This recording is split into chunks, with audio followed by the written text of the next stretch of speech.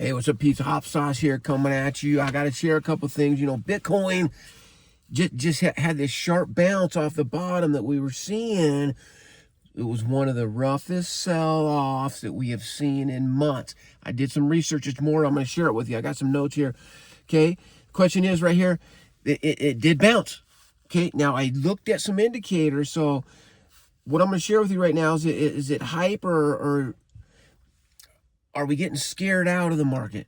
There's a lot of things, BlackRock did, and I did confirm it, sold a shit ton of Bitcoin. You do what you want with that information.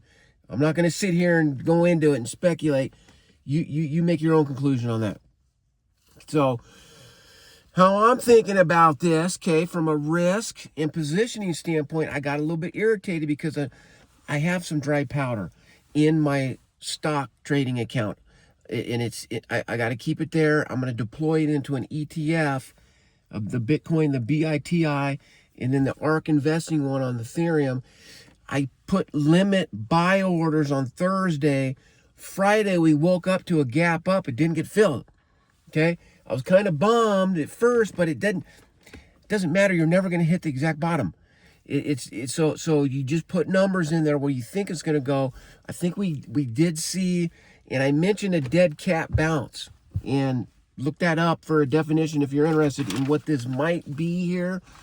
Okay, we're not sure yet. So what happened? So over the past week, Bitcoin broke below levels that a lot of people assumed would hold. Okay, it triggered all these liquidations, shook out leverage, flipping sentiment fast. Sorry about the people in leverage. That's what happens when things drop like this. You get called out, and you have to. It's a margin call. You have to pay the money that you borrowed back. Okay, so quickly, price bounced up. Whatever that happens from there, the market splits into two camps right now. We're talking about the bear and the bulls. Okay, on the one side is the bottom.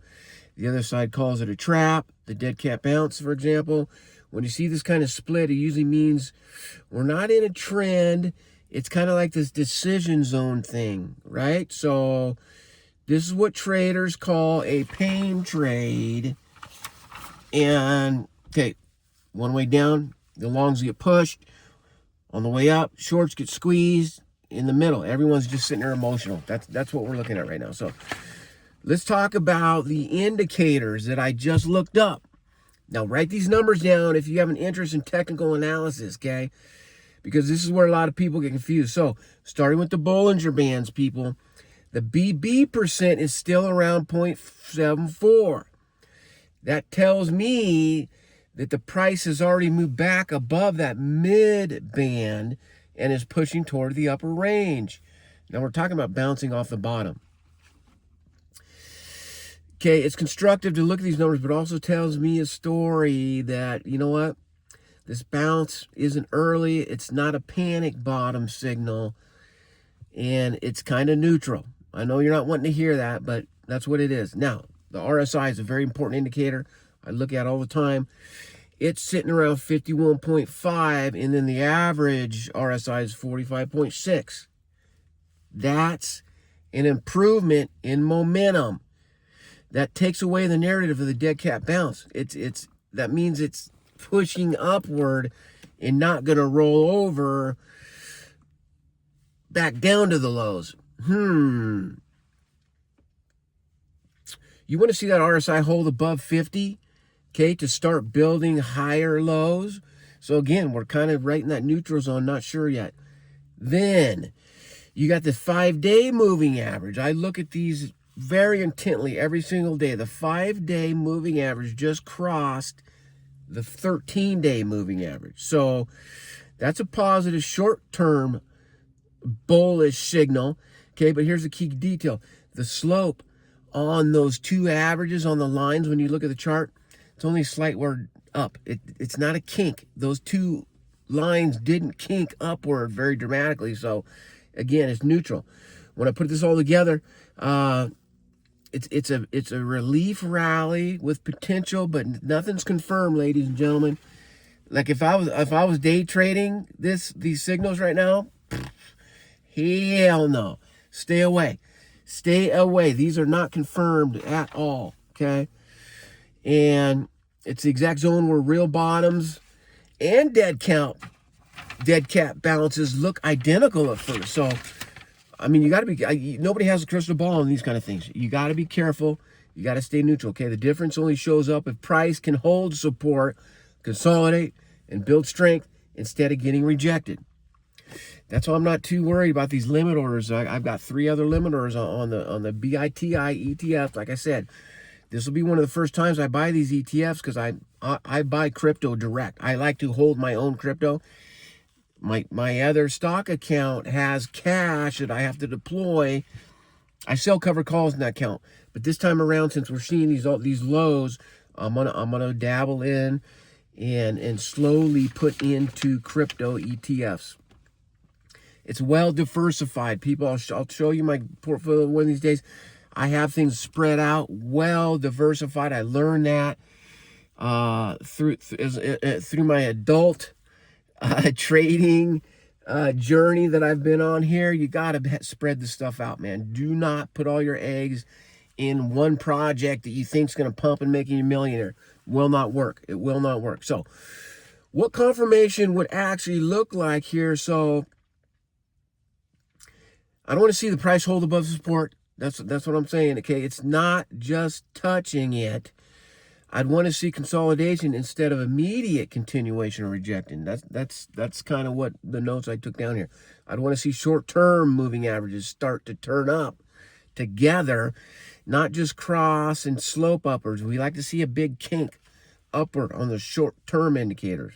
I also want to see that RSI stay constructive without racing straight into overbought. You don't want that thing to shoot up to 60 and get overbought too soon. Okay, till then, the market needs to improve itself. I think Super Bowl might have something to do with some of the stuff here. It's just neutral. Now, trader versus investor mindset. This is my main message today. This is where the mindset matters, ladies and gentlemen. If you're in a short-term trader, this is a level-to-level environment, not a chase environment. Okay, I did get back into day trading. I don't want to talk about it. Don't do it. I do not encourage anybody to try to day trade. If you're short-term, okay, a long-term investor, this is where discipline matters more than precision. You don't need the exact bottom. You need a repeatable process that keeps you in the game. That's what we talk about here. That's why I've been talking about the ladder entries, dry powder, and not confusing improvement with confirmation. You got to be careful. So here's the takeaway, people. This bounce showed us buyers that buyers do exist. It didn't prove that the bulls are in control. It does not prove that. Okay, I'd be watching how Bitcoin behaves around the support zone. Not just today. We're hovering right around that 70,000 is a support zone. Well, it was resistance. We creeped above it. We're like at 72. So that the 70 is now once again a support zone. Okay. We're not just looking today. It's got to be over the next few days, maybe the next week here to determine what's going on. So just wanted to share that with you guys. I know today's Super Bowl Sunday. I was kind of bummed. I am an LA Rams fan. Full disclosure, it's a love-hate relationship. I was born in LA, from LA. Don't live there now. It's a love-hate thing. Don't judge me with that comment right there, but it's kind of hard to live in some of the areas in Los Angeles as we speak. But I'm an LA Rams fan to the core. That's where I'm from. You got to stay with it, love or hate. We didn't make it to the big game. We had our time though. We did in the past couple years. It's fine. My stepson is a Seattle Seahawks fan, so he lived up in Seattle, in the outskirts areas, Bellevue for a little while. So he's a Seattle fan. He used to valet for some of those guys when they would come through the big hotel he worked at downtown. So we got to support West Coast. We're going West Coast this time around. But let's have a good week next week, everybody. We don't have any control of sports and the games and stuff like that, but as investors, we just want to calm the emotions down because there's a lot of emotion right now. Just need to stay focused, stay with our game plan, and we're not going to chase anything. We know we are towards the bottom of the cycle. So, you know what? Trickling in money into the projects like Bitcoin, Ethereum, XRP right now, I don't think you can lose. This is not financial advice, but we are going to see things turn around in 2026. How far? Nobody knows. And remember, always find a way to take little profits along the way.